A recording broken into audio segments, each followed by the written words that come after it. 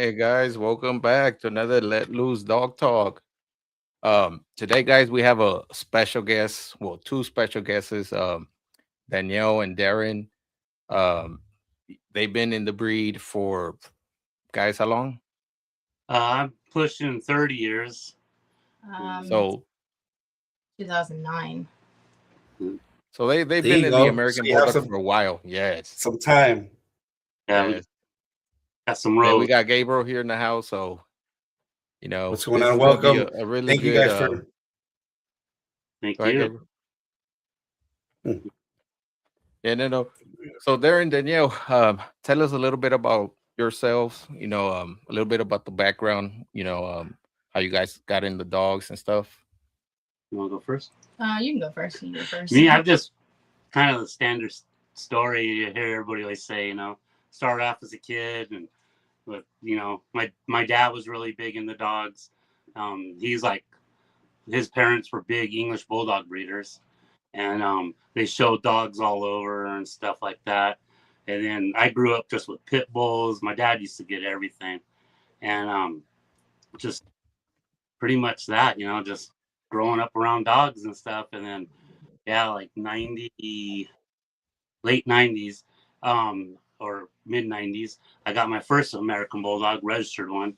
I had a little non-papered one earlier. But anyway, I got her, and that just started it all. It opened up the gates, man. Got into hog hunting. I did a lot of bite work with them. Started just going to shows, and I met a lot of really good people. A lot of the old, like, my mentors were like Sure Grip Kennels, was Kyle Sims, and hog hunting. I known Gary Fuller for a long time, and showing wise, I met up with the Bibies like right at the very beginning, and I consider the Bibies probably my like confirmation mentors. They really Yeah. showed a lot of stuff, with the dogs. So, and just snowballed from there. Just never stopped. I've been going nonstop since like '96. So, just always had them, you know. So, what about you? First kind of low.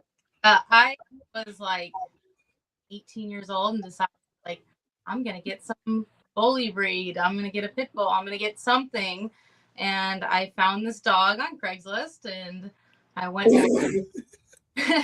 My fault. My fault. Didn't know what I was doing and decided to get this dog. And she had been returned to the guy like 3 times, and the guy was like, "Give me $50 and never bring this dog back." And I was like, "Oh, okay." Wait. He said give you $50 and never bring him back. This dog back, and Oh yeah, that sounds like Craigslist. yeah, I was like, "Bucks got it." I think I even wrote him a check for the dog. And this was back when? 2009, I got her. Oh yeah. You writing checks back there. Yeah. And I got her, and I put her in the car, and then after that, I didn't think that I was going to be able to get in the car because she was trying to kill me, and ended up getting in the car. I think that dog probably taught me more than any dog I've ever owned. Probably one of the best dogs I've ever owned. The guy had bought a couple like Alan Scott Heinz bred dogs, thinking like I'm gonna bring them to the West Coast because there's not a lot out here that are like straight Alan Scott type, like bred dogs. I'm gonna make money off them, and guess what? Nobody on the West Coast wants that type. Yeah. And yeah, that dog taught me a lot. Time I was like barrel racing a lot because I had horses, like high school rodeo, junior, taking her with me. I ended up like kind of using her as like a farm ranch dog. I worked cattle with this dog. Wow. I love it. Yeah. And she taught me a lot because they're not natural herding dogs. They want it cold. Yes. Yeah. And like I said, she had a lot of problems when I first got her, just from people getting her, returning her. And yeah. I wouldn't say she had I wouldn't say she had a lot of problems. She was just not understanding of what she was as a breed or dog. Well, and she was a very serious. used to. So yeah, it definitely. You gave her confidence, understanding, and what she should be as a dog. And on top of that, you gave her that loyalty, that bond to work with and for someone and a family. Yeah, that person that $50 for that $50. $50 was worth way more than you even know. Yeah, and I got honestly, I read her one time, got a really nice out of her in IPO and did him. I get paddle with him. I did everything. Do you still have that male like stored or around or in your bloodline? My blood. I have some stuff off of that line. Sure. I just put that female down that I got from this last year at almost. Oh, so that wow, true and up front in your line. Would have probably went longer, but I just wasn't. I mean, I was like, it's time. I'm not gonna let her, wither. Yeah. I'm sorry to jump in late. My name is Ernest. Great Hawk Kennels. Yeah. I wanted to take hearing. I'm loving from the jump. You already know this. Yeah. I'm a working dog, man. Yeah. No, I have stuff off of that. Like I said, I did a lot of IPO stuff with her son. And again, it was like, I didn't know what I was doing. I bred this female. I had 11 puppies and was like, oh, wow. And I ended up selling her son. I got him back. He got returned.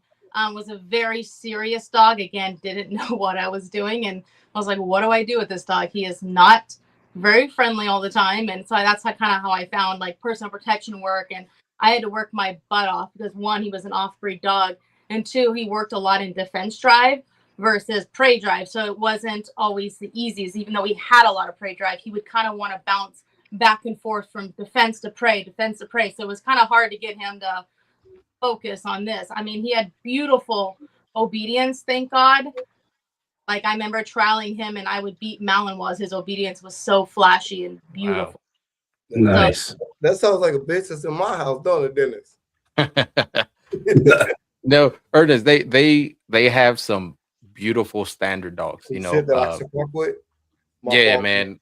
They got some nice, and like Darren said, he used to hog hunt before with them. So and you already know I'm trying to go bear hunting. So when it comes to a dog, for me, man, I love hearing what you're saying. Like your introduction to the prey drive, the defense drive, the working drive, the not understanding what drive was. That's the same way it was for me. It was, you were coming into something not knowing, but yeah, you worked your way into understanding the breed and what you had. And I respect that a lot because it took me the same way to where Dennis will tell you, I got a bitch that's, man, people think she's uncontrollable, but she's the most controllable bitch in my house. She's defense driven and she's prey driven with control. And that's my longevity of my breed. So Dennis, you just said they still have this dog. You guys still have this bloodline? No, I didn't ask him. No, I think she said there was still some dog, but that dog, I think their signal's bad. I think it just passed away recently.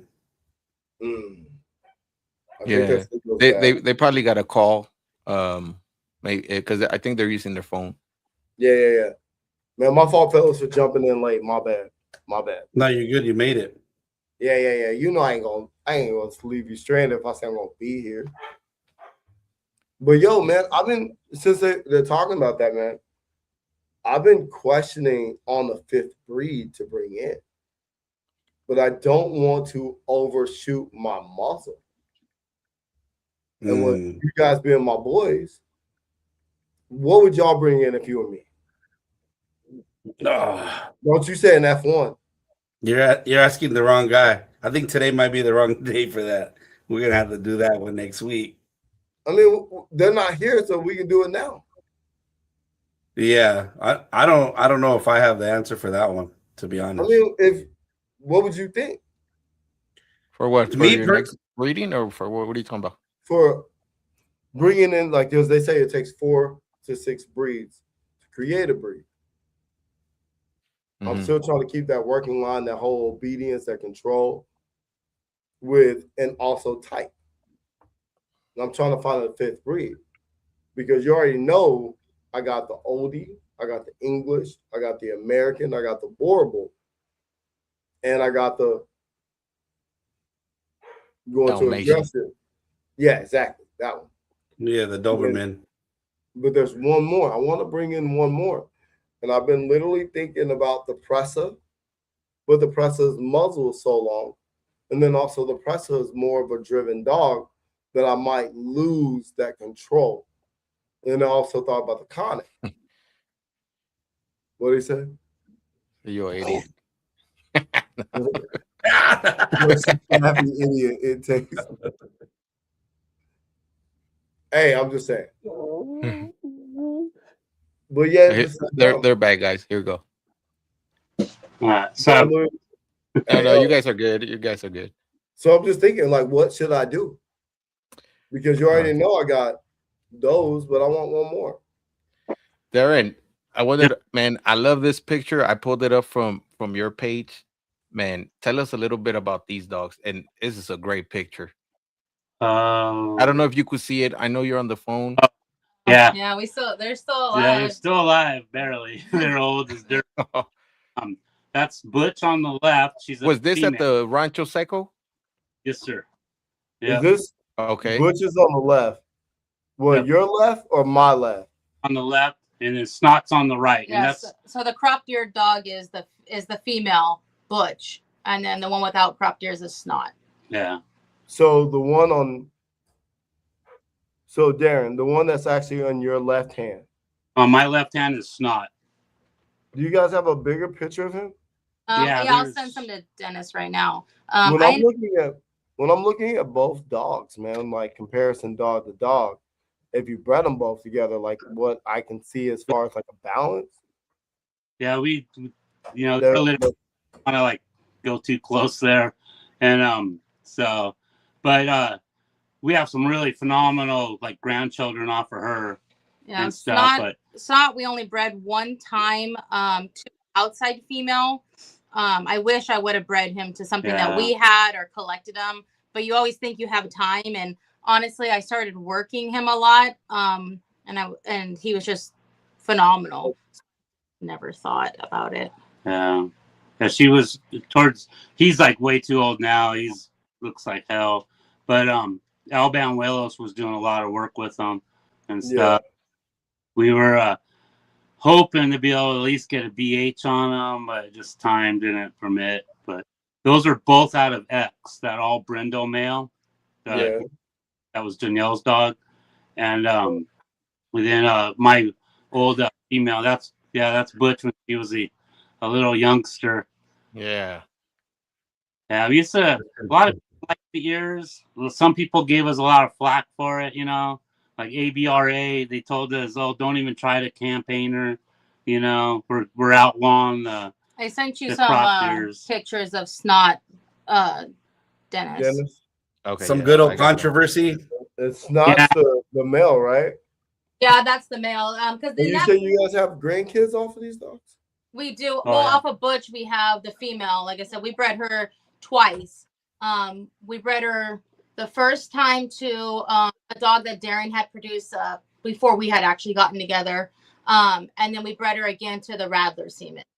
Yeah. I love how you guys bred each other like separate kennels, but yet still the same.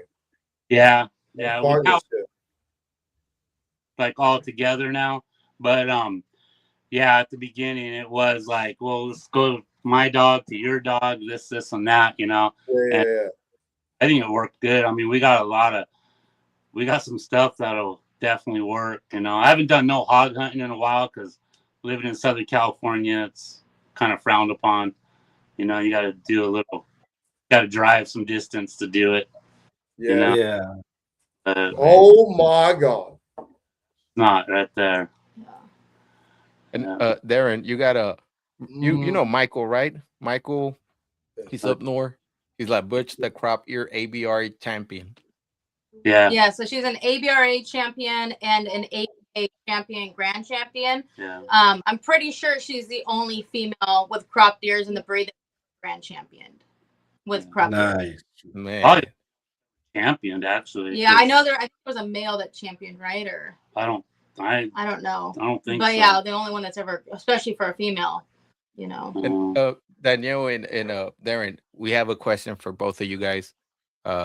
This guy is a number one fan of you guys. So I'm gonna put up the comment up. Oh my Randy Bivey. He's like, these guys is family. My question is, when did you guys share your first kiss? Oh my. And where was Randy? Yeah.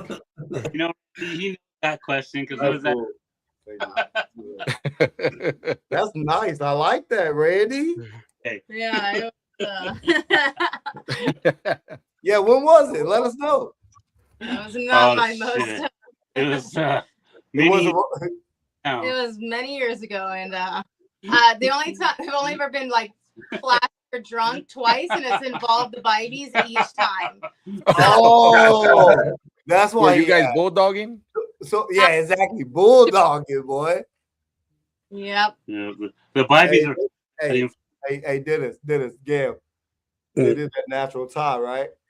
There you go. Look, you gotta watch out for the dog shows. Yeah, exactly. Bibby's introduced this. Bibby's a whole connection that's happening. We bulldog all. We could drink all. Or Honestly, bulldog all. This happened, what, 9 years ago? Well, 2016, I think it happened. So 10 years ago is when we first started. I met Darren back in 2013, and honestly, I did not like him very much. I was showing Duke, and he was young, and I remember there was a judge in the Netherlands, Robert Dira, and I didn't like him as a judge either. And I was kind of bond just because like my family's all from the Netherlands and stuff like that. And I was like, yes, I got this in the bag. And yeah, he was not great. And I remember showing Duke, who had a scissor bite. It probably wasn't the tightest scissor bite too, because he was really young, and it tightened up a little bit better later on. He was a really slow maturing dog. And the guy was like, oh, he has a parrot mouth, and like going like that. Like it was so, it wasn't. And I remember Darren coming out of the ring, and I was like, Darren was like, trying to spit game or whatever he was doing, but he got out of the ring, and I was all mad about it. And Darren's like, well, he kind of does. Are you kidding me?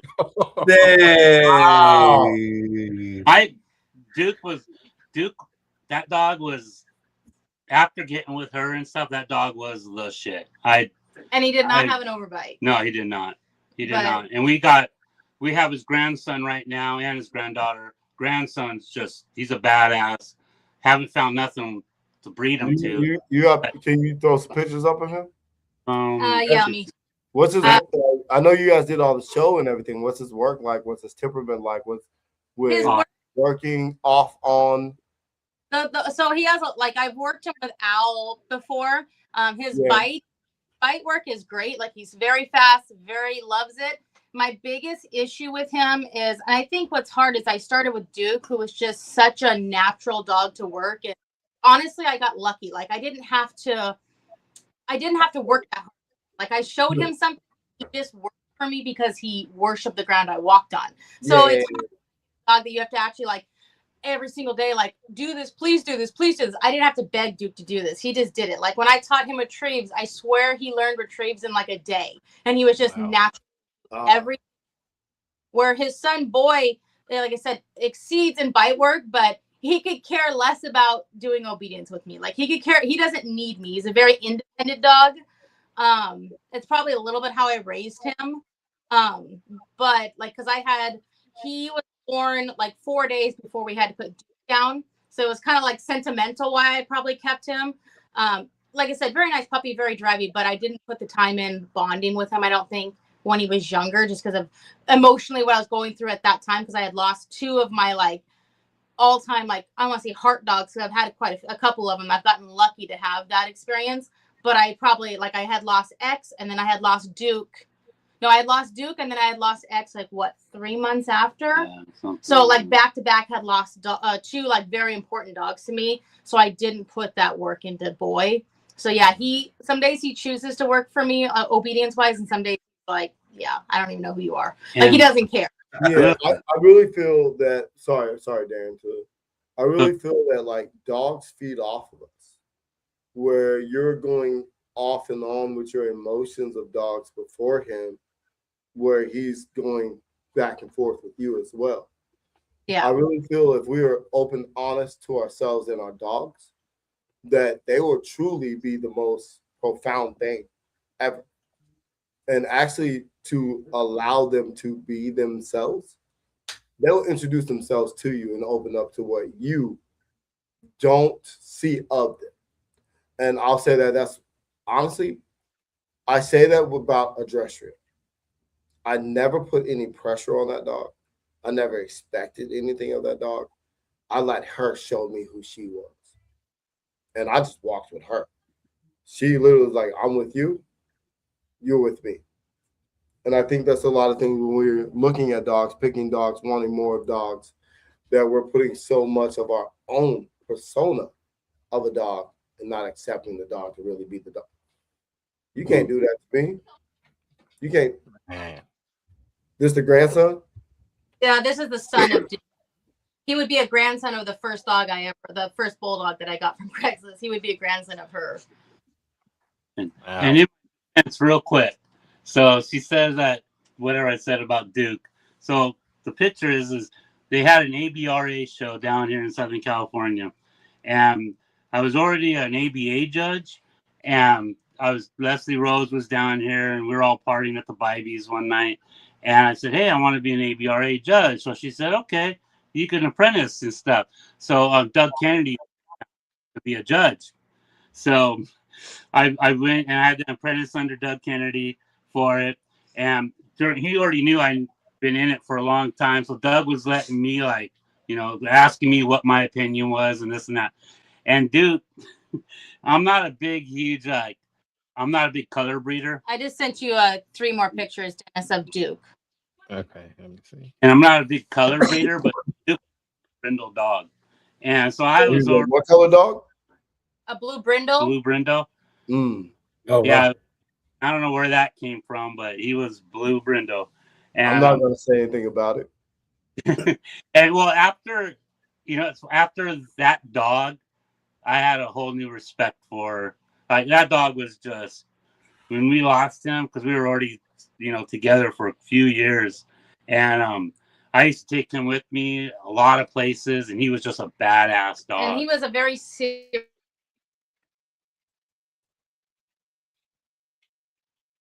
Dude's ripped. Yeah. He's very streamlined. That dog win. Yeah. Like, as much as I love how streamlined he is, go back to it. Can we go back to that picture?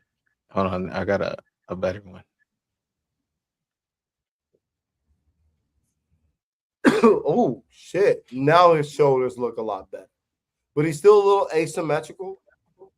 No disrespect if you guys come back in, he's splayed in the feet, but I don't give a shit about none of that. The dog can fucking work, but that extended neck, that thick rear, where he doesn't have that extreme tuck, you can see that. That's the dog. That's one more impact muzzle. And this is the grandson they have, right? Yeah, of that dog. I think it's yeah, I believe it is related off of that dog. Do they have paperwork on that dog? Do we all know that? Because it was a Craigslist the father with the Craigslist, yeah? Yeah, I think so. Man, I don't even need no paperwork. I got that figured out anyway. There you go. That's a solid dog, man. Man, Dennis, you picked a good one. No, they've been in the breed for a while. We've competed against them as well. You and me and Gam, with both of them. Yeah, we've been in the ring. They, like I said, they're judges, so they've judged our dogs as well. That's something I really want to get with them. Judging dogs is, I'll ask them when they get here, but the things about judging dogs, the things that's the most hardest for them, and to being honest with, you know what I'm saying? Yeah, and I think that's why it's a good opportunity or the perfect kind of time to have them on because we've been going that way about shows and for a judging. while. Yeah, we've been in this for a while, and the same controversy back and forth. But since you guys are back, we're on the subject. So Dennis says you guys have been judging dogs. Before I go into my question, how long have you guys been judging dogs? How long have we been judging? Yeah. Your whole life because you've been doing it for your own. Well, I've judged everyone since I was a kid. Yeah, right. But we all judge our own dogs. But like as far as in the ring for AKC, ABA, ABRA, you're a Malasa breed. How long you guys been in this? ABA judge, well, I was ABRA, but I don't know now because they don't do shows or nothing.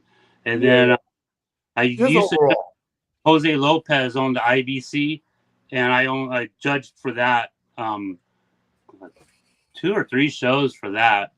Yeah, and then with that name been said, a moment of silence on that one. Yeah, and then I judged. Brittany asked me to judge like the most. It's like a fun class for the whole Cinco de Mayo, like the USBR. USBR. Yeah. Picked up and the most the XXLs and all that. So I've judged that before, but my first ABA show I judged was like, damn, I don't even remember. I'm not even sure. It's been a minute. I've been doing it for a while.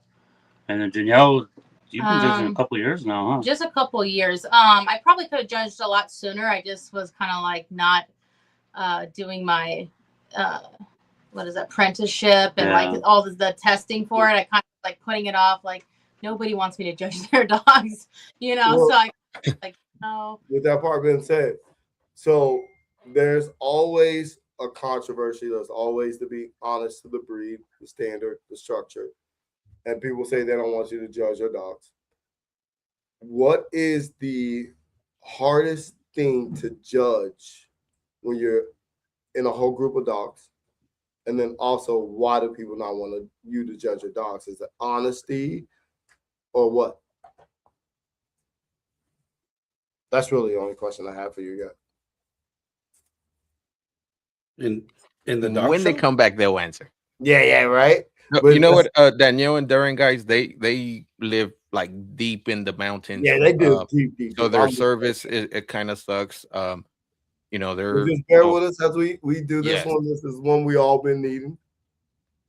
We all been needing. No, definitely. Dennis, I'm gonna look for some stuff of a dress shirt if we can put that up. Are you cool with that? For what? Working dog. A dress shirt.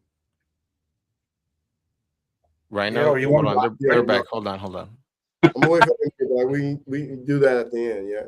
I can the laptop. Maybe it'll work better on that instead of the phone. So. No, if you get calls or texts, it'll kind of on the phone. It'll kind of freeze it and kind of boot you out.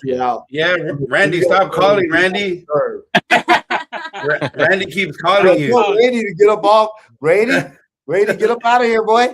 Randy keeps calling. Hey, Randy, come into the comments. No, but I think. So you answered yours, right? Oh, it's not that none. I've got none. Nervous about judging, like, you know what I mean? It's kind of nerve-wracking, and I don't know, maybe sometimes I don't want to be like the bad guy and you're like, well, I don't like this about your dog, or I don't, I think I'm actually a pretty decent judge. My biggest thing too is when I judge, it's a dog show at the end of the day, you know what I mean? Like, so if you're out there and your dog is sitting in the ring, I don't care if it's the nicest dog in the ring, if it's sitting and laying down and running and galloping through the ring, yes, I'll love the temperament, but I can't pick a dog that's not showing. And it's a show at the end of the day. I don't care if it's not perfect. I'm not asking for perfect, but it has to at least stand for a second and let me see it. So that is, and you guys have seen me show dogs. I handle a pretty decent dog, and I've done other shows like UKC, AKC, and that it does matter with that kind of registry. So I kind of still hold that up. So I think, that's, Do you dare to say that this dog world is a competition with that being said? As far as what? Like, I mean, I think everything's a competition in the dog world. I mean, even people who don't go, it's whoever has the opinion, the baddest dog on Facebook. So I mean, it's the dog world. Yeah, that's been an argument that like we've been going through for a while. People like, oh, this isn't a competition. Yeah, but it is. It is. And we were, what was it, like maybe 2-3 months ago we're in this conversation. Because we get people that post like, oh, this ain't a competition, blah, blah, blah, blah, blah. Ready? What is he mad about? When people say this ain't a competition, bro, and what do I say every single day, Dennis? If you're not trying to be the best of your craft and compete, why are you here? If you're not trying to be the best. No, and you know, by experience, like that question you asked them, I think a lot of people feel that they don't want them to judge them because they're straightforward. And me and Gam have that conversation that you know, so they're blunt about your dog. Like, hey, Darren will tell you, hey, your dog is a little bit called hawk in the back or whatever it is. And like one of the most, other than the Ibeca shows, dogs are big ego strokers. I mean, people got their own ego. It's not just the dog. Like people have egos when they're not realizing that it's them, not the dog. We call that kennel blindness. But yet, the most prolific show that I ever went to was when I got Legend from Amon Mathis. Yeah. The judge was literally, hey, these are great dogs. There was 5 dogs in the ring. No one got first place. And he said because no one deserved it. And that was the best show I've ever went to. Everyone's giving out participation trophies these days. Not dog trophies, not matching structure, not matching build, not matching standard, not matching what the overall breed that could represent our breed to be the representation of first place. No one's doing that. We're just picking somebody to be like, oh, okay, your dog is better than this dog. No, fuck that. My fault. But yet, if no one fits what number one should be, we give second and third and nobody gets points. You feel me? Yeah. And that's what I feel about these two. They're honest. That's what I love about Jamie Sweet. She'll literally tell you, hey, nobody gets first place. No one's deserving of this. But everyone thinks, oh, I produced a puppy. I paid to come here. I paid for travel.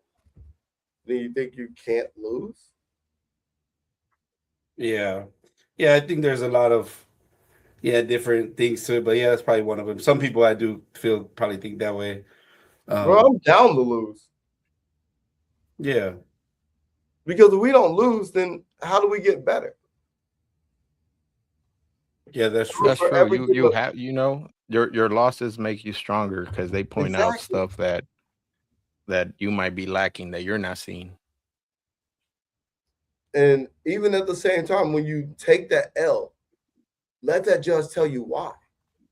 Now, ask questions. Don't be afraid. Just because you know he didn't pick you, you know, go up to him and ask, like, hey, you know, what is it that you saw that I got second behind this before this dog? I'll tell you, your rear's off, your shoulder laybacks not there, your gait's not there, or maybe you're not handling the dog the way that it's and to that point, you know, like what Daniel was saying about if the dog's laying down, and we've seen that where it's like, hey, I think your dog is probably gonna be better, but it is a dog show, and he's spinning in circles, or he's laying down. Yeah, he's not showing. So that's those are those kind of things. Yeah, and that right there is lack of education of being able to show a dog. That's look at Randy's comments. Randy's a judge, so a lot of times I can pick best of show before the show starts. No disrespect. Sometimes the best show dog is the best dog. Sometimes not. Yeah, and we've seen that happen.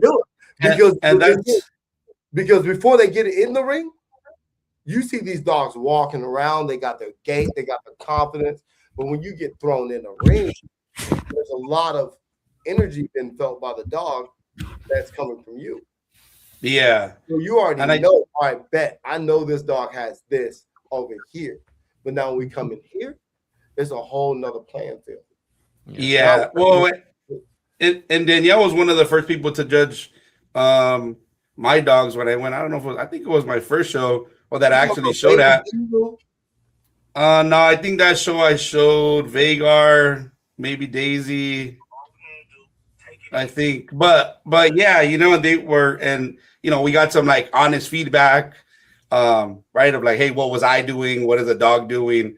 And I take those, and then I know that they're watching and they're giving, that. I think that's what's good and what kept me going back, because it was like, hey, I see you doing this, or don't do this, or I think she even said like, what the fuck are you doing? Danielle was like, what the fuck are you looking at? Fucking run this way. Where are you looking at? I was like, oh shit, okay. Well, no, and that's what we're saying, Darren and Danielle, that we've gotten judged from you guys, and we like it because you guys are straightforward. You guys don't BS, and you guys tell us what it is. And that's what we were talking about. A lot of people are afraid of that feedback. We're not, because maybe we don't see it, right? You guys see it. So when you guys point it out, now we're like, oh shit, you're right. Let me work on that. And that's what we were talking about before, you guys froze up. And like, what I hate the most, when people judge, and it pisses me off when you're literally paying for someone's opinion when you go in the ring, and then they just like, here you get third, second, first, adios, and they walk out, and that's like, motherfucker, what's wrong with And tell me. Whenever I judge, when I judge, I'm sitting there saying, this is what I'm looking for today. This is what I like. This dog's blah, blah, blah. This dog, this and that. And then, try to, like, I don't tell somebody, yeah, your dog runs like a freaking 5-legged donkey, or something. Yeah. Right.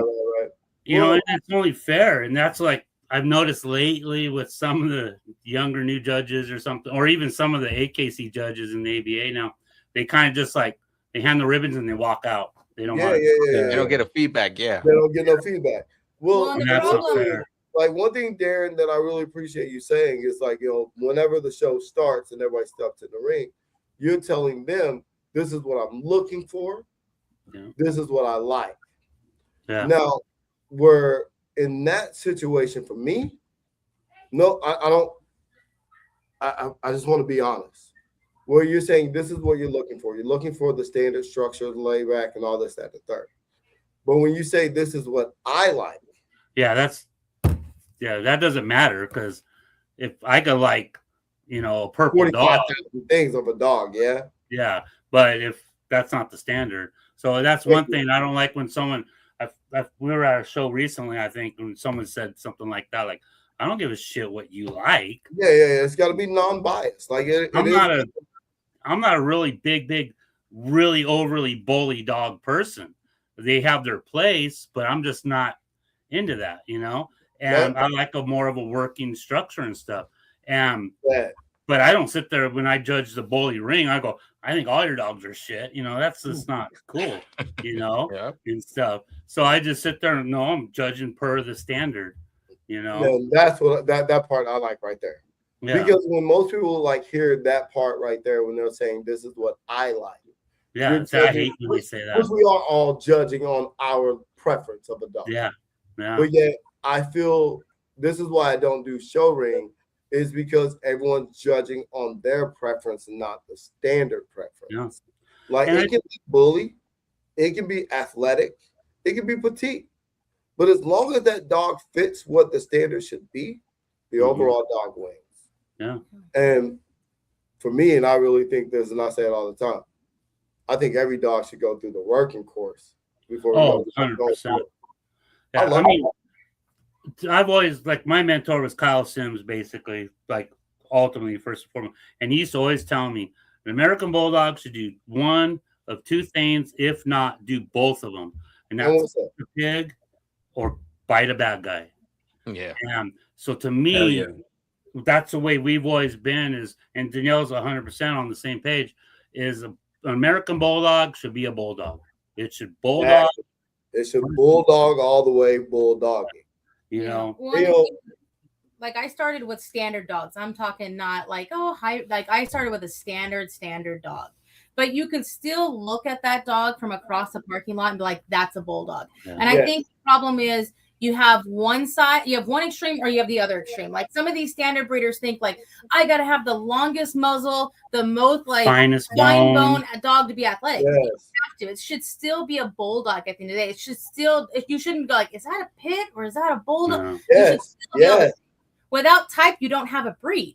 So whether it's a standard dog, it should still have type. And I think a lot of the standard breeders who are like standard, they won't add some of these bully stuff in. No. You know, and Mother Nature always pulls from muzzle. So you can add the most flat-faced bully dog to a standard dog. You're not going to get a whole litter of bully dogs. You're probably going to get more muzzle because and even the next generation is going to have more muzzle. You bring back to a standard dog because that's what Mother Nature always pulls for. You know? Yeah. You know, Daniel, exactly what you just said now is exactly what I said last week. It needs to fit the standard of the dog. From across the room, across the street, doesn't matter. That dog says, I am a bulldog. It says I'm a presser. It says I'm a boreable. It says I am the breed of what I stand to be of the breed. And a lot of people get into these breedings where they start making their own thing where you have no idea what we're looking at. Yeah. And I really appreciate you saying that.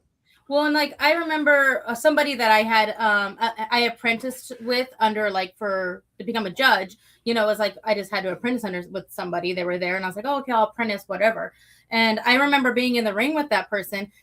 Not to sound bad, but being like, me and him have way different like opinions on bulldogs, and that's fine. You're supposed to be apprenticing, getting what they see and stuff like that. But I remember being in there judging the standard ring with them and them being like, look at that bulldog. He's floating. He looks like he can run 15 miles. And I'm like, nothing about that screams bulldog. Nobody thinks bulldog. That dog looks fast. It should look strong. It should move with power. It should move with purpose. It should move like taking somebody's lunch money, not like a greyhound who's floating and you can put a wine glass on their back. That is not a bulldog. Yeah. It should have power. And do we have a shot? Yeah, I think that's why sometimes people go away from maybe the standard because they think like it doesn't have that, and that's not what they're looking for. So then they go the other way, right, to lose it. But to your point, it should have that, and that was the whole purpose of that, right? So if you're gonna catch a hog, if you're gonna do that, you need to be strong, right? They don't want a faster dog to run for hours. A little fine bone bulldog on a pig's ear. That pig's changing zip codes. It's wearing this dog that's like 40 pounds, and it's clearing the next mountain. You need a bulldog. You can anchor down, bear in. Pat you down, you hold you here. Yeah. We hold you here. We don't need to go sit there and fight you and cardio run you all the way over there. Once we get you to a pin into a corner and we got a lock on you, this is where the fight and the cardio starts. Yeah. It's that longevity of my muscle. Yeah, bulldog. That's a bulldog. That They're whole supposed to be. And I'm not saying they have to be the biggest dog. Like the first dog I started with, one off Craigslist, she was only like what, a 70-pound dog, maybe 21 inches at the withers. Wasn't a huge dog. Still had bone, had mass. Like I said, I worked cattle with her. She could grab a steer by the nose and like drag it down an arena for me. But I also would ride 7-8 horses a day from 6 a.m. until 1-2 o'clock, and she would go all day, even in the summer. So it's like just in the high deserts. Yeah, in the high desert. I lived in Little Rock at the time, and it would get hot out there. Yeah. And it's like, go jump in the water, figure it out, but she still had power to her. Like you didn't look at her and go, that dog's going to be drugged by a pig. No. Again, they don't have to have, bone like a Chihuahua or a Rat Terrier. They should still have to them. They should have something to them. It's that prey drive, determination, and confidence. If they don't have that, they lack one of the three. I mean, they can still do it, but yet they're not completely all the way there to complete the task. Danielle, who's this right here, man? This dog is impressive to me. That was X, just the letter X. I had gotten him from Jose Manzano with AB positive American Bulldogs. I can never thank Jose enough. He gave me that dog. We co-owned him together. That was Snot's dad. So that was Snot and Butcher. So nice. When I was on y'all's page, is this him right here? I think I got another picture. Dennis sent me all your stuff and everything. That's one of the first dogs I saw. Yeah. And he was a He's big the grandfather of the dog you have now. Of Snot. He's the father of Snot and Butch. He's the grandfather of Max. Max and that we Dolores. just showed against Dennis and Gabriel and you don't have any direct sons of him? No. That's him, right? Yeah, we have a couple direct sons. I have we have Adder, we have Snot, but like I said, Snot's really old. Adder's kind of old. We have Chivo, which Carlos in Arizona has. We co-own with him. And he's gotten, like, they did some French ring training with him. Really nice dog. Not the biggest dog. He was a very tight breeding. It was a uncle to a niece breeding, and they were already kind of tight a little bit. He's not as big as his dad. His dad was like a legit 112, 115 pound dog, 25 inches at the withers, like a good heavy dog. Like, he was a very heavy dog. I ended up getting a BH on him. I was going for his one. And when I got his BH, it was like 90 degrees out. It was very, very hot. And like I said, he was not a small dog. But he still did the job at 90 degrees. He still did the job. It was a very planned out. Like, I remember hosing him down, soaking him wet, and then going out there and be like, I'm working first. I will, do my long down second, because I'm not going to let him sit in the sun for 15, 20 minutes while someone works. I can hug you right now. Yeah. So I can fucking hug you right now. Yeah, Michael said at the Rancho Seco that he had a tug of war with X and Ziva. Yeah. Oh, so did you guys perform in like a what is it? What do they call it? Iron Dog. Iron Dog. Yes. Yeah, we used to. We did really good. Can we bring that back? They still have it. It's just called Sport Dog. Well, they sold Iron Dog to somebody in Canada, I believe. And he kind of changed it a little. He changed it, I think, quite a bit. Yeah. I'm not worried about none of that. I'm talking to these two. Yeah, Brittany does it. She does, but she calls it Sport Dog. Yeah, so it's pretty much Iron Dog. They just changed the name because they sold it. Oh, we could do that over here. Oh, yeah. All day long. Brittany, Best of the West Dog. Brittany's a beast, man. She'll travel anywhere to work dogs. That's true. Brittany is like, you guys know her. I like it. I mean, she pushes for working dogs. Yeah, at the last show, I think we talked about it. That could be something. I think that's something that we should, have, kind of add and just get some more people and kind of introduce them. I think that's why it's a great opportunity for you guys to be on here. And again, we appreciate it. Kind of bring, other people, right? There's people people we know, but I feel like we're able to bridge the gap at the times that we spend at the dog shows, and I feel like we're learning a lot, and you guys have shared a lot, and we're sharing too. So I think it's better for everybody. I seen somebody else too. I think they posted something about a weight pull at the where was that one, Dennis? Oh, in June, Claremont at Darren. Yeah, there's one coming up. Patrick. Patrick, Patrick. Yeah, he posted that. Oliver De La Cruz. I mean, that guy. I mean, you guys are SoCal guys. Real cool. Oliver's right there in Riverside, man. That guy, he is a weight pull guru. That dude, I mean, that's some fun shit too. That weight pull and Oliver's stand up. We need to pull. You know what? That's what I was talking to Gabriel about. You know what? I'm like, let's just bring the dogs out there, see what they do. I'm like, we never tried them. Let's test them, see what happens. No, Oliver, Omar Ross, he'll probably be there. Randy Bybee. Randy's got freaking 10 harnesses. Probably. It'll fit anything from what was it? To a 5-pound dog. Nice. Hell yeah.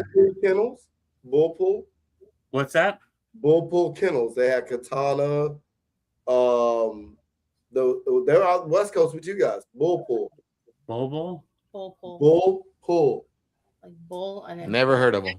I've always just, during my first marriage, I had 2 boys, and my oldest son I gave a puppy to. Well, I used to take him over to Oliver. I'll give you a name of a kennel. And he would do weight pull over there. And then Randy was like, Randy was really big in it. We actually did a show one time. Out there for you. We put on a show one time, and I forget what happened. Well, we always had weight pull at our shows, because me, Randy, and Allison, we used to be Wild West American Bulldogs. Then we became the Catalina Wine Mixer. Our Prestige Worldwide. Oh, okay. Exactly. And then but we always used to put on weight pull, bite work, all that stuff with our shows. And So Oliver and them would show up, and we'd come on out. You guys could have the back corner, do it up, and we would encourage people. Come on, get out here, work your dogs, and do it. Just like we encourage people to show your dogs. Yeah. All these people nowadays, they want to freaking breed their dogs every freaking heat, and then they never show up to the shows. They never support. Come on. This is a community. We need to all. If you make $1 off your dog this year breeding it, then you should be supporting a show. Or doing something. Absolutely. Go do something with it. And there's been so many people that they go online, look at this baddest dog in the country, blah, blah, blah, this, and that. They have 2, 3, 4 litters. You never see them at a show. Come on. True. Fill it off. Yeah. Yeah, we want to see it. Yeah. I feel like you guys have known, you guys all started, everybody started somewhere, but our shows are pretty friendly. Like they're pretty, I don't want to say user friendly, but they are. Like everybody is pretty easygoing. Like I remember going to like AKC shows, and those are scary. You have big handlers, you have this, and I'm going to be honest, there's not a lot of friendly people sometimes in certain breeds, and I mean, I've done it and it wasn't very comfortable. Sometimes it's still not comfortable, but like American Bulldog shows, let's be honest, they're one big like fun party. Like everybody hangs out. Everybody is very supportive and nice. Like if you walked up to me and Darren and said, "Can you help me like stack this dog or show me what I'm doing wrong? Or, where do I go? What do I enter?" Like we're really easy because we've been there before where someone's like, "I'm going to enter this dog bully." And you're like, I wouldn't enter that dog bully. Do that. And when it's like, it matures, but right now I would never enter that we've dog done bully. that where they put it into like more standard ring and then they kicked our ass. We're like, fuck. Yeah. And we've done that where we see like, hey, we have another extra dog. Like, can you show this dog or hold the dog for me while I go in there? Like, like you said, I'm sure there's other, registries or where they're like, man, you're on your own, right? Like, I don't know you, you don't know me. This is more like a community. And I've seen that. I saw you guys that. Randy was talking to some guy through it. Like, no, you're going to go in, keep the dog on your left. You're going to do this, and that. And, and I think the guy ended up getting first in his class. Yeah. And you guys see me, I made some little changes and stuff, but I got a lot of work to do, right? But I mean, I'd like to think I've come a long way. But those little simple mistakes, right? And that's from like that, you guys. We all learn. A long way, Gam. But what sucks for me is you guys are way over there, and I'm way over here. Drive, dude. Well, it sounds like a you problem. Wait. Did he say drive? Everybody, we will drive. Did he say drive? Yes, I remember. Like Snock had gotten Dog of the Year 2018, and we had gone. That was when Leslie Rose kind of pulled that stuff with "Don't campaign a dog with us that has cropped ears," and I was like, "Okay, bet I'm going to campaign that dog harder than any other dog. You have to finish her because I'm going to prove a point." So we had gone to the ABRA Nationals. Yeah, we were at Cinco, Sacramento, and then we came home for 2 days, and then we drove all the way to Louisiana 2 days later. Yeah. Made it there, showed at the ABA Nationals, and then drove home. So like we will travel.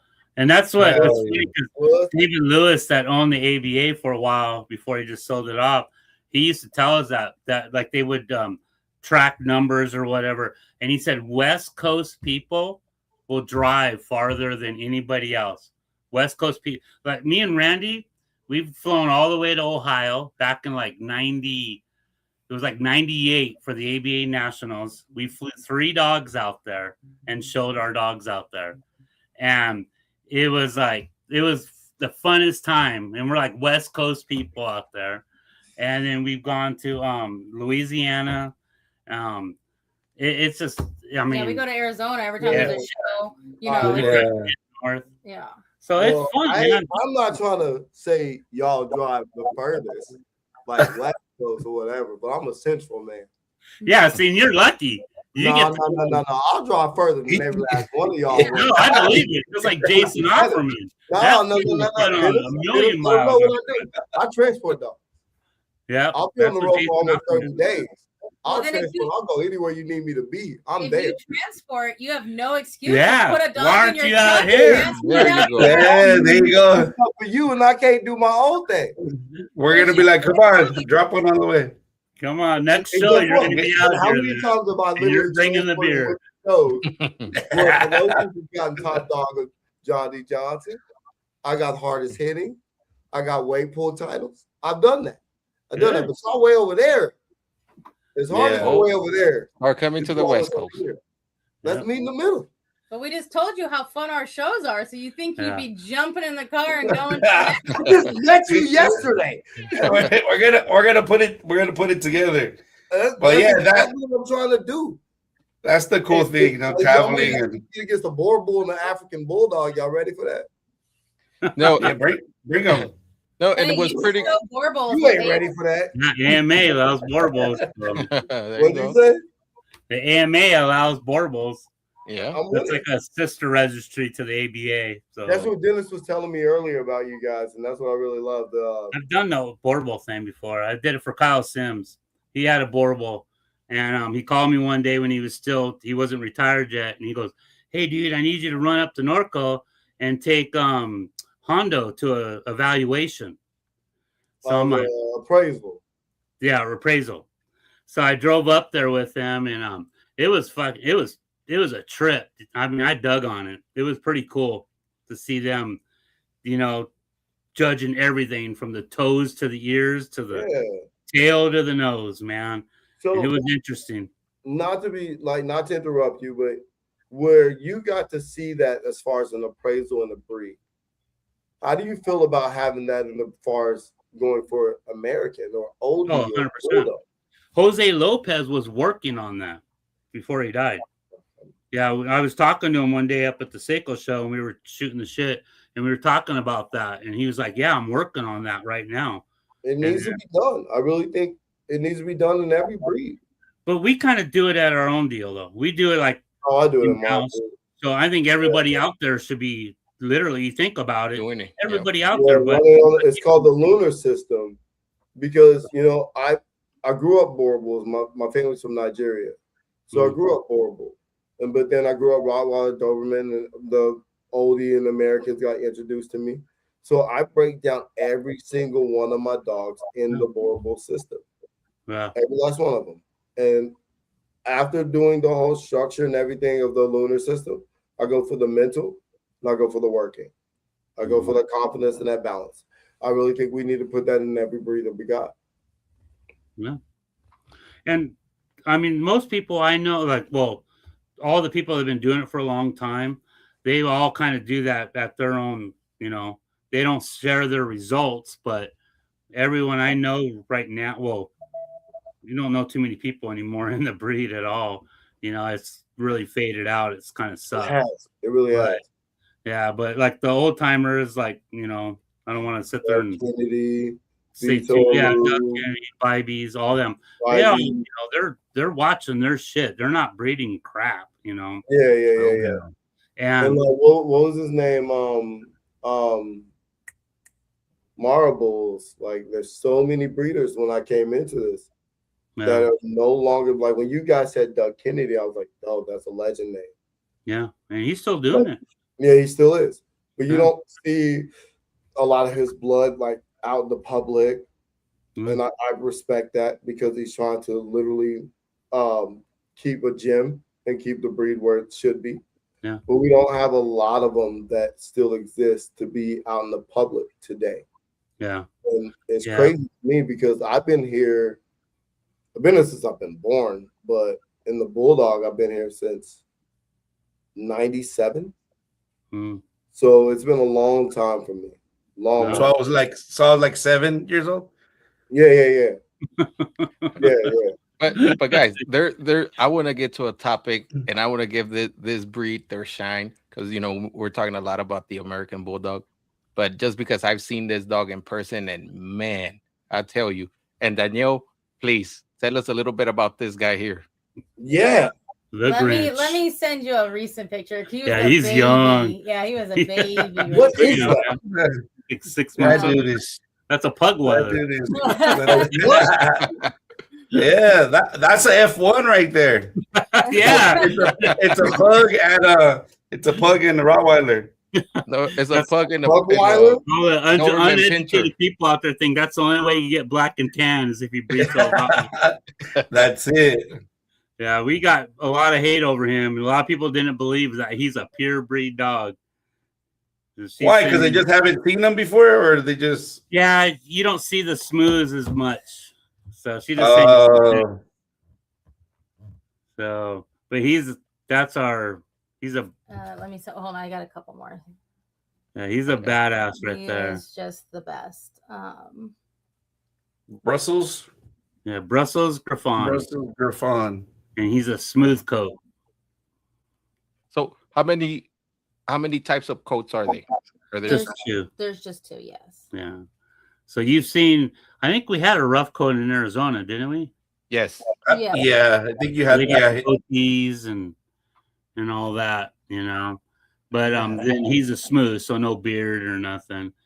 And then there you go. Yeah, but that's a young pitcher, so it's hard to. Yeah, that's a 7-month-old puppy. There you go. That's Grinch's sister.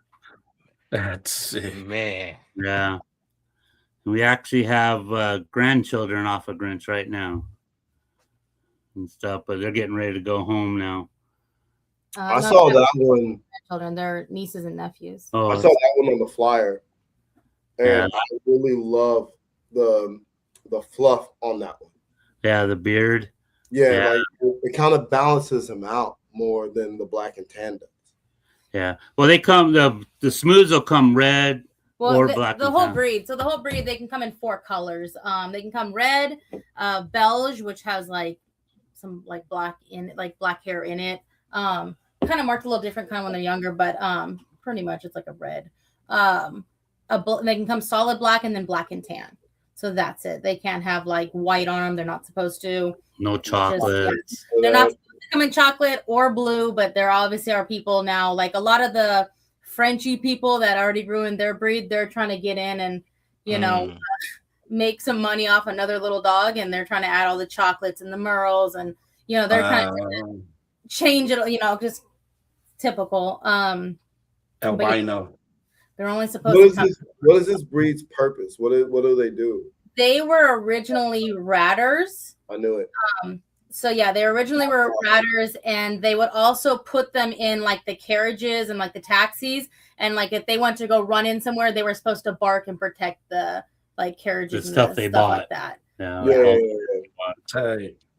But they will, like ours will hunt. They try. They don't got the equipment for it. Yeah, now but you know they've made them, you know, obviously more extreme probably than they were back in 1900. But so their teeth are not that temperament. Temperament.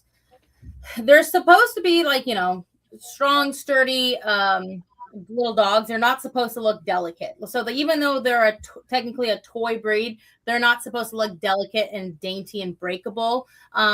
All of mine are very outgoing. Grinch is honestly probably a little bit of a dick sometimes, and he likes to after all the big dogs. Not that he would do anything, because they really don't have a lot of dog aggression. Like you can have 30 of them together with food, females in heat next to them, and they will not fight. They're not a dog that has a lot of dog aggression, which is kind of nice compared to the bulldogs. They're definitely, because they are a toy breed still, you kind of have to socialize them. They're not a dog that you can lock away in your house for a year and then bring them out and be like, oh my gosh, why are they afraid of everything? So you do have to work with them. You cannot. Would you think every breed needs to be socialized though? No, every breed. Yeah, but I think there's some that are maybe a little bit more stronger. You know what I mean?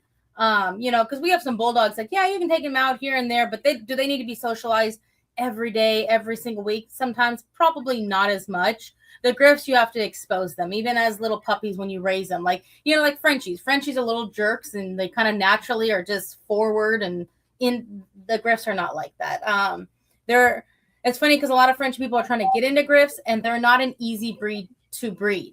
Like they kind of like a lot of breeders will say they only have like a 50% rate to live, like puppies, and it's true because they just don't have a thriving purpose. Like I swear, their purpose is to try to die. So you really have to help them along.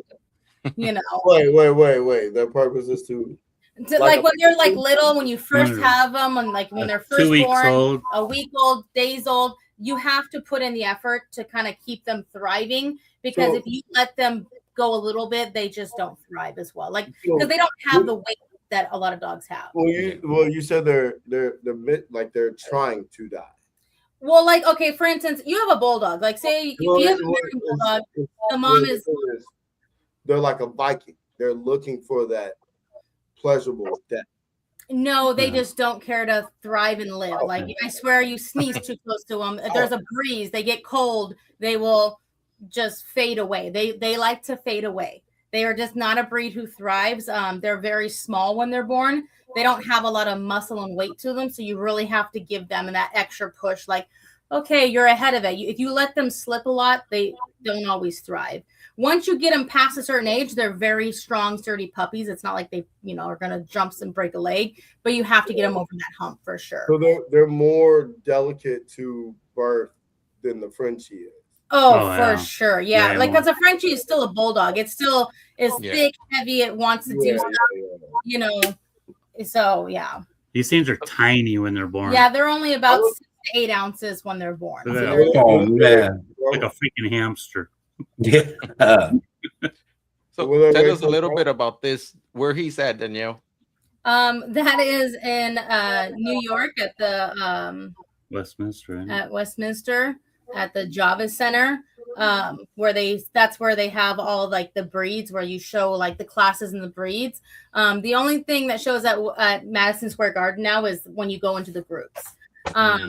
So it was a pretty decent class. I mean, it doesn't sound like it, but it's a pretty decent class because Westminster is like a lottery draw. So like if you're not the top, I think it's 5 or whatever it is, and you're not invited, you enter and it's a lottery draw. Like not everybody gets in.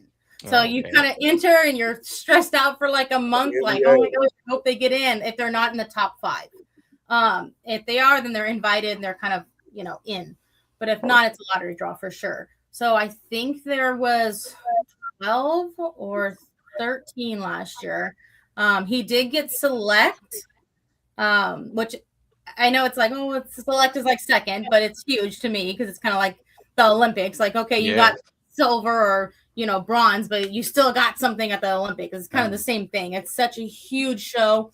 And I don't want to say it's very political, but it can be a very political show. I've seen dogs who they're the number 1 dog in the country in their breed and not even get anything. So it's definitely, and it's huge. It's I can't even explain it. But yeah, so he did get select, which I was very pleased with. And my friend Renata was handling what she's been a professional handler and, stuff like that. She's handled him a lot for me. And I'm very grateful for that because that's definitely more her world than it is mine. And she knows kind of how it all works, which I do think it makes a big difference with AKC. True. Oh, look at that. Ooh, the angulation is solid. Yeah, I mean, total layback, that top line is clean. Yes, he showed the best I think he's ever shown. I feel like he should have probably won. Again, I knew why he didn't win. I think a lot of like stuff comes down to it. The judge that judged the Griffs also judged Bichon's, and she had gotten best opposite in Bichon, so I don't think he was going to give him best opposite or anything bigger than select because he was already giving. I know you're like that shouldn't matter, but it does. It does matter. Yeah. Darren, when I saw this picture, I thought you had dyed your beard, and I didn't know what it was at first. Why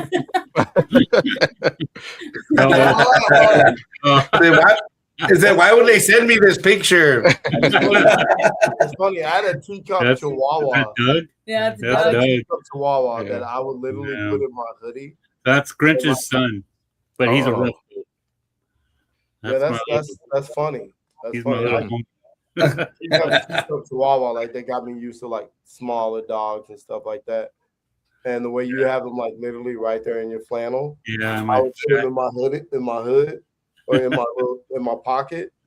Like, there's something about a little dog. Like, Dennis keeps trying to get me to get Frenchies, but I don't think I can do that. Yeah. I mean, little dogs are fun. I'm a big terrier person too, though. I've had multiple different types of terrier, Yogs, Patterdales. all that shit. And I love that. I tell people all the time, if you don't like small dogs, just get a little Patterdale, because they're like a little dog, but man, they'll jack stuff up. You know? Yeah, those dogs are cool. Yeah, they'll work. I have a Yeah, Yawg they right will now. work. You know, I mean, my there's Yawgs are- Frenchies out here doing protection work that I think is fucking like it's bananas. Oh yeah, Darshan out here on Oh. the West Coast, he's got this one named Kevin that he's a working machine. That little Frenchie's a working machine. I mean, there's so many working dogs out there, like especially in the smaller size, that I'm really, really starting to appreciate what the smaller compact dogs are becoming and showing. Mhm. Like, and they're probably outworking some of the bigger dogs that I see. Like, which is crazy because most of the bigger dogs that we have see are around, you think would naturally do it, but they don't. They don't. And for me, that is the biggest turnoff of my own breed, because I don't know where to go. I don't know what to do, because I am a working family protection producer. And literally, I was literally just talking to somebody. I'm like, yep, I think I just found my next line. That's you guys. Appreciate there that. you go. I'm not joking. That's literally where I'm going. We're actually probably gonna be doing a breeding here really, really soon. We have a coal chamber on ice, and a coal chamber was a Mikey, high jumping Mikey son, and who was a Schutzen 3 dog, and then coal chamber is a Schutzen 3 dog, And a BST too. and a BST 2. Damn. Yeah, so because you guys blinked out on a dog that we just put up. Dennis, can you put that dog up again? He's very, very streamlined, but you can see his working compaction. Which one was that? Oh, the that one. Duke. Yeah, Duke. Yeah, he was a. Yeah, I don't know if I would breed. We have Duke's daughter, Punky, but I don't know if I would. We have another female. Well, I have a Duke son too. Wait. What you're just saying, we'll talk in private. Why? Well, we have a. See, Dennis, we want to do a breeding right now. Yeah, we want to use some Biby blood on a female, and we had this dog named. I'm sorry. Keep going. We have this. We have a female. We want to put. The Bibys had this dog named Max, who was he was a badass. I like the dog. He had his catch dog title too, and then he had his BH, and I forget what happened to him right before he could go for his one, but he was he came out of my favorite one of my two favorite dogs back in the day was Biby's Fishbone, and Max was a son of that. So we were thinking about putting him to our dog Duff, and if that doesn't line up, then we're gonna go coal chamber to Duff. And Duff is so how's Duff work again? That's, so Duff is out of Butch, the cropped eared dog that's out of X. So Duff was out of Butch bred to Ivan, and Butch is out of X and Megan, which was X is all a lot of Boyd, heavy Boyd stuff. Megan was out of like a heavy sure grip dog bred to the Biby's dog Jack. And then Ivan was out of a heavy sure grip female bred to Bullseye, who was again out of sure grip bred to the Biby's Huckleberry dog. Yeah. Huckleberry was a beast. Wait, time out. You said Huckleberry. That he's a fawn dog, yeah? Yeah, he's a red and white dog. He's red and white. Yeah. One of my favorite Bobby dogs. Yeah, he was one of my favorite. One of two, Fishbone and Huckleberry. Huckleberry was Bruno, bred to not Beth. Damn it, I'm drawing a blank on the mom. But he was a serious dog, very, very serious dog. Like he was. A lot of people think Bibys don't produce working dogs. they have some stuff that'll, they'll take your lunch money. And that's the thing. That's the thing. Like Bobbies, if you're listening to this, Bobbies, I know you guys have been very, very secluded. Let me get some. We're very fortunate, and the Bobbies have exactly good friends with ours. We've built that relationship and that trust. We don't sell with breeding rights. Anything that Allison wants, we honor. And I mean, we honor it. Even great grandchildren. That's maybe the Bobbies have no papers, and we do not sell a breeding rights. Breeding rights. I give you a stamp. No breeding. If you want, we're very fortunate that Allison and Randy work with. No breeding. I don't care if you want breeding rights. You got to earn that trust. So exactly.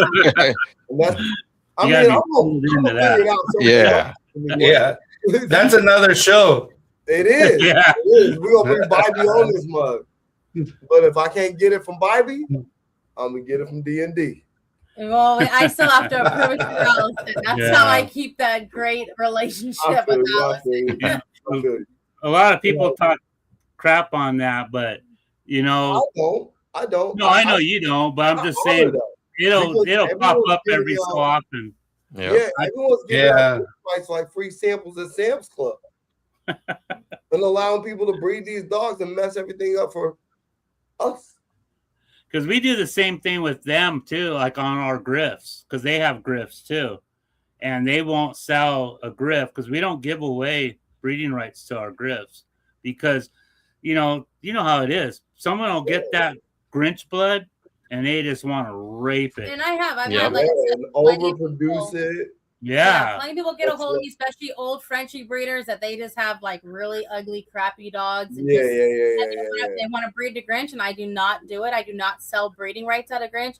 And I hate to say it, not to be like I'm not in the community or work with people, but I hate to say it, a lot of dog people are really cheap and they want everything for free. But then they're the first to complain when they ain't trying to spend the money. They're the first to complain, like the dog has a toenail that's the wrong color, and they're the first to be like, I want a replacement, or you sold me a dog under. Right?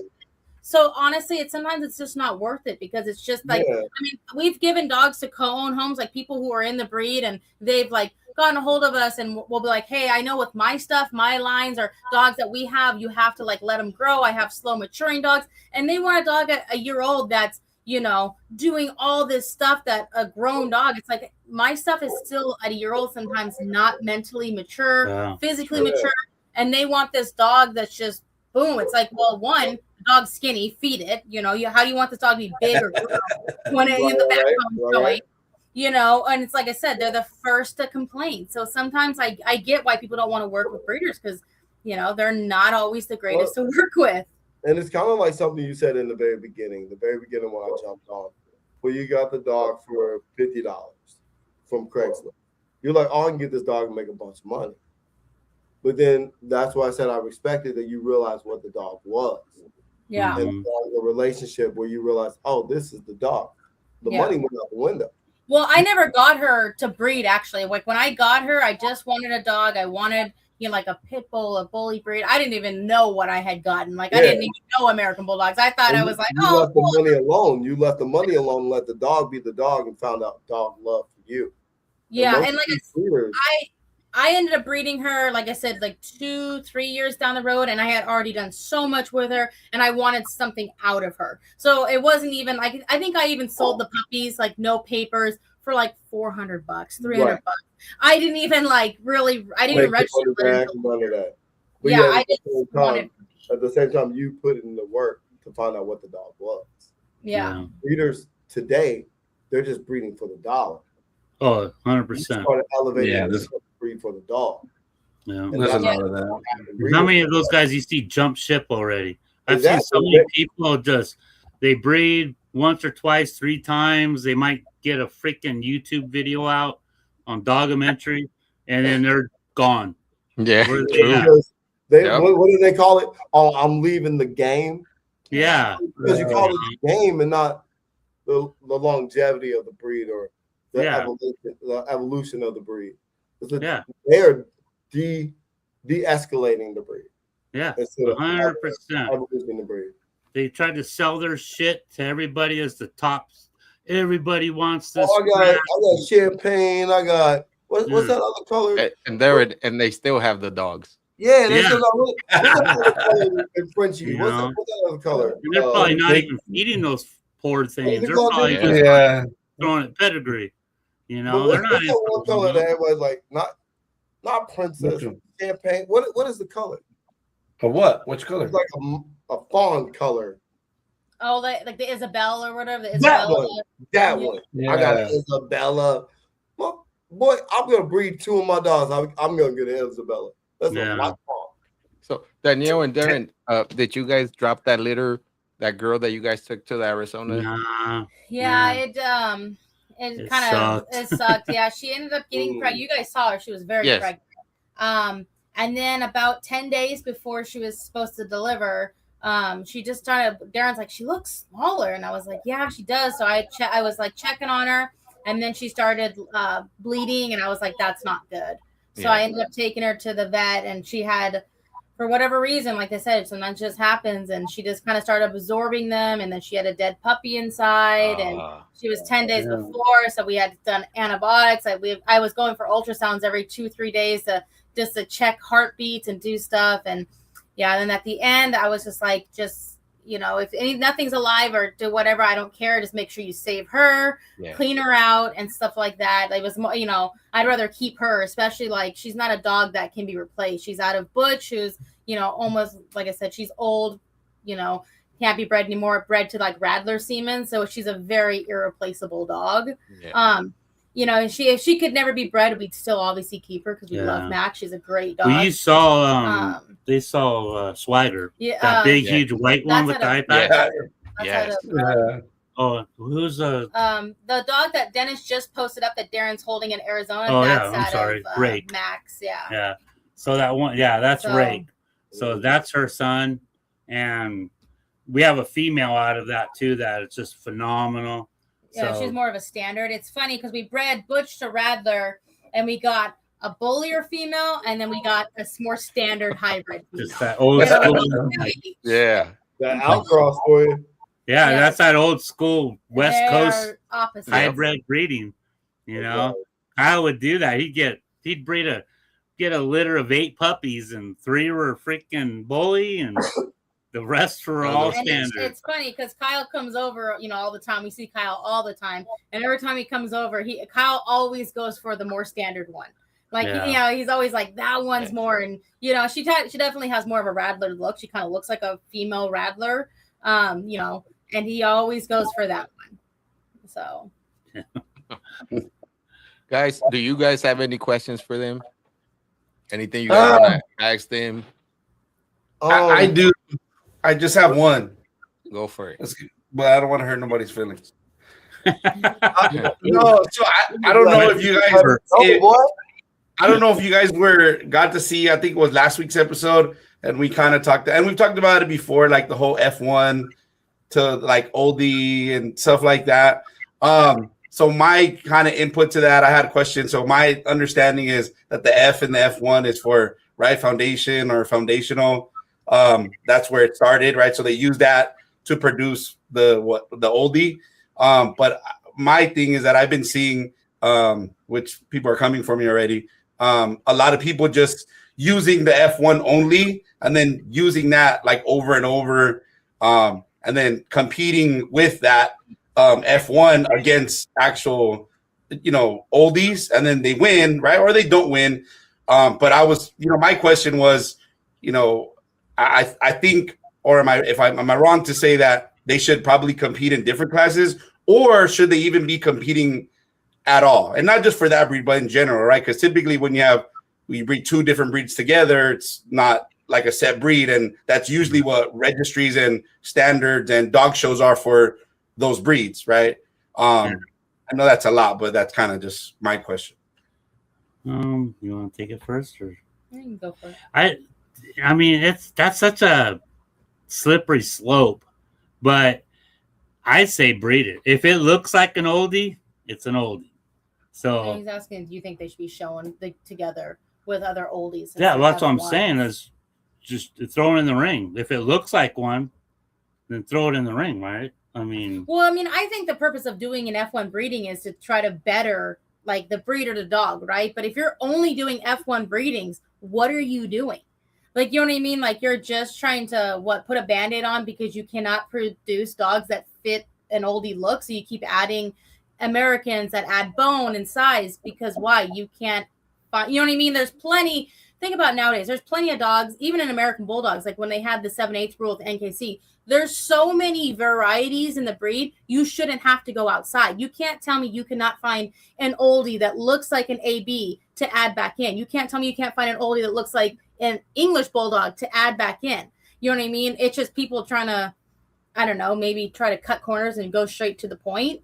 But then what are you doing after that? Yeah, exactly. And that's what was my question. That kind of like, what Darren was saying too, because like if it looks like it, then yeah, I throw it in there, which okay. But to that point too is like, then where do you stop, right? Because then you just do it again, and then turns out there's some people that only have F1s and it's been 10 years. And it's like, hey, wait, they're all, F1s. And then what's the point? And I think you could look inside the breed, like you said, and find a good one, an oldie. But maybe it is just kind of, cutting corners. I could be wrong, right? I think maybe everybody's different, but and I think crazy. A lot just of people, the people that just have generational F1s, like shit, or get off the pot. It's no different though. Like if you think about breeders who only have one generation, like they might have been breeding for 15 years, but they've never got past that first generation because they just keep buying dogs, doing a breeding, buying dogs, doing a breeding. You're not actually moving forward with your program. So it's like, does that kind of say something as you, as a dog person, as a dog man, as a breeder, that you cannot produce a better dog than that, or you don't have an eye to keep your stuff going? You have to keep buying something from somebody to produce what you want, so maybe it says more for you as a breeder that you can't produce a dog, or you can't put dogs together, or they don't like what they're producing. And I think to Gabriel's question, I think because you know how the American, we have two types, the standards and the bullies. So we don't compete out the back, standard and the bully. We probably will meet in the best in show, right? Yeah. Or best of breed, whatever.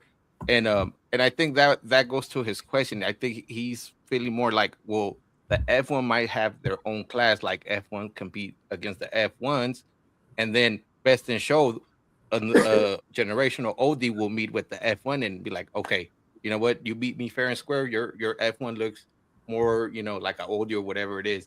I think that goes to Gabriel's question, that since, we breed American Bulldogs and we compete with standards, but we don't see them until, the end. Yeah. I mean, technically, you think about it, like as a judge, when you're judging that, it's who. So when you bring in the best bully and the best standard, who's meeting their standard the closest? Yeah. So, that's, you should be like, as the judge should be picking the one that meets the standard the closest. Well, and you kind of go, if you're going to have a separate F1 class, so then you kind of get into that fine line of, are they going to have their own standard to an extent? You know what I mean? Or are they going to change the standard a little bit, like maybe make them a little bit bigger or smaller? Or are they going to widen the size? What are they going to change to make those F1s their own little thing before they go against the oldies? And like Al's comment is, if you are breeding F1s forever, you don't have an oldie program, you're just making cute puppies and can hopefully sell. And it's kind of true. Like I said, same thing. If you are thinking you have a program in ABs, Griffons, or anything, and you're only buying bought dogs, you don't have a program. You just have dogs you're breeding to sell. If you were breeding F1s, like Gam said, for 10 years, all you have is F1s, then you are truly not putting foundation to make generation. Yeah. You have to make a generation to make, you have to connect these generations to make that one whole dog. Mm-hmm. Now, I say this because I've been in oldies for so long, and I started with the 7/8. My whole thing was to make the overall dog. Now, to take an F1 to compete against an oldie that's a generational, if that F1 beats that generational, then guess what? That's still an oldie. He is the foundation of an oldie. Now, to say if I take an F1 and I go to somebody to get another dog to put to my dog, there's a lot of breeders that cannot breed a dog. And I think a lot of the reasons why we can't breed a dog is because the breeder that we're getting a dog from is not built to make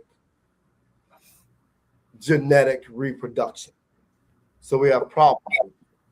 When I think a lot of people look at the dogs in front of them. Like they don't sit there study pedigrees. They don't study all the stuff. They just see the first generation 100%. or the grandparents, and they kind of go, "I'm going to get this." Just the pedigree. It's more than just pedigree. It's genetic lock. It's genetic code. It's line breeding. It's connecting things in my yard so that way I can produce consistency. We lack consistency in a lot of breeds. Our ABs and our oldies. Yeah, AB is not consistent, I would say. And I think a lot of bully stuff, and that's where I go back to. I think a lot of the breeds lack consistency. When I said, I think tight breeds lack consistency. It's hard to keep tight. Like even with Griffons, if you breed a Brussels Griffon that has the tiniest too much muzzle, you get a whole litter of dogs who probably have too much muzzle. It's always harder to keep tight, and I think a lot of people fail to like recognize that or to think about that. They're just like, "Oh, these look pretty good." Well, again, Mother Nature always pulls muzzle. So I think people forget about that. I think they might, but I still believe that we have a lot of pet home breeders and not breeders. Yeah. That are not taking traits, that are not building back to the trait. That's where we're having a lot of inconsistency. So for me, I started with an F1. I made my own. I made my African Bulldog. I'm starting to create what I see, what I know that I'm looking for in a dog. So if I can't go to an oldie breeder and the English type, the oldie type, or I can't even go to an American breeder to take that to my yard, I think there's a problem outside of those people that I'm going to. It's not sometimes the breeder. Sometimes it is the breeder, but it's not always the breeder. Sometimes there is a breeder that wants to start over and recreate. When people say you don't recreate the wheel, sometimes the wheel is rolled too far. That we need to go ahead and put that car back in reverse so we can go ahead and make this back all over again. Yeah. And that's where I'm at. Deep.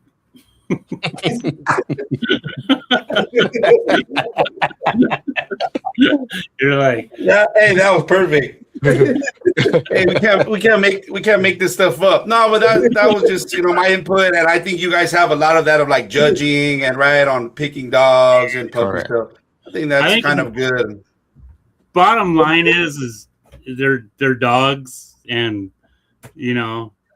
breed what breed what your makes dog. you happy. Feed what you want to feed, and well, I mean, if you think about it, Darren is the most about that because he breeds a lot of little mixed terriers, and he's kind of created his own line of terriers. Yeah, hunting to hunt and stuff like that. And he's at all. That was a great question. No, it is. I've been instead of for a minute, bro.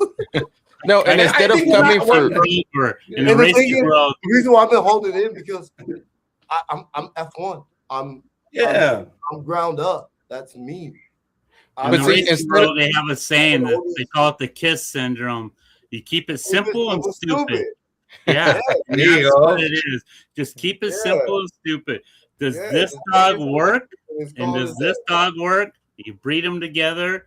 And I mean, like Kyle always told me, it's just as much to feed a ugly dog as it does to feed a pretty dog. Might as well feed a fucking pretty dog. As long as it'll work. But, you don't want to feed an ugly dog. It's like that's true. And instead of coming for Gam, he doesn't breed oldies, right? And that's what I tell people. I was like, well, educate them. You breed these dogs, read them the standard. Hey, the dog falls under the standard, whatever it is. But even between the oldie community, they're arguing like, no, the standard is than this and this, that, and the third. And that's why, you know. So then they're going to get mad at him because he's asking a question, and you know, and I think he took it. You know, they take it the wrong way, and I'm like, well, no, just teach. And me being the guy that I am, maybe I threw a little bit of gasoline on it, right? Because I'm a spectator. I seen it happen. There was a show a while back, and some people won and some people lost, and the community was going crazy, and I'm not even a part of that, and they were going crazy. So then I started, asking questions, and hey, why are some people so like up in arms, or why are they upset? And then, what we're learning about that, like, genetics and dogs and breeding, and then I'm like, wait, the more I know, it doesn't make sense. Okay, all right, man. I hate that word. I hate that word, mutt, because hey, Allison. Hey, I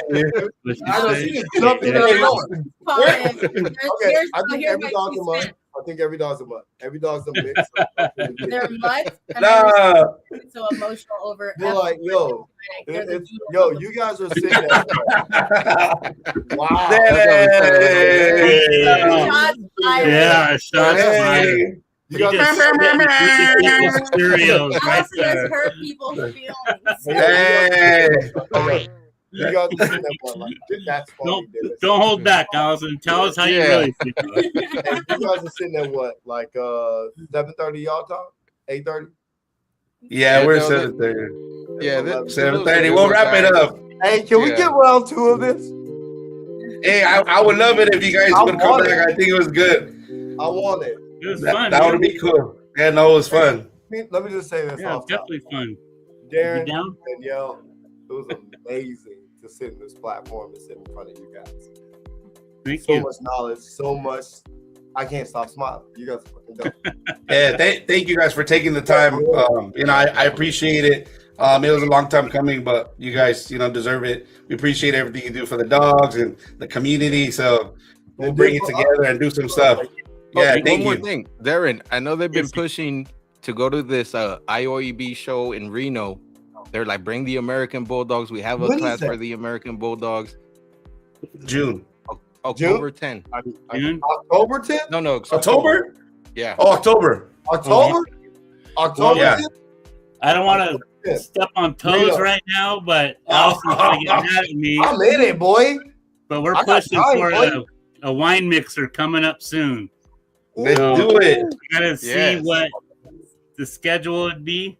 But it'll be weight pulling. There's going to be obviously 2 shows Saturday, 1 show Sunday. We're pushing for it. Hey, let's do it. Well, hopefully, how many miles away? Or you're from Texas, right? Final? Well, I'm from Oklahoma. Don't put me in Texas. He's in Oklahoma. But he lives in Florida. Texas, so. I live in Florida, though. It don't matter where I'm at. I can be there. Pizza to go.